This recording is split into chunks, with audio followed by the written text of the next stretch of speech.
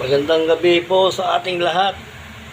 Ito po yung bagong gamit ko na in-order para dito po sa paring.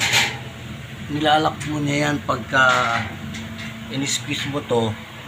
Nilalak niya yan para tumibay. Hindi mo na kailangan pang magbarena o maglagay ng screw o bumutas. Pero pwede rin namang suportahan para mas matibay palalo. Pero itong tatlo na butas na to, matibay na yan, oh. Tibay na yan.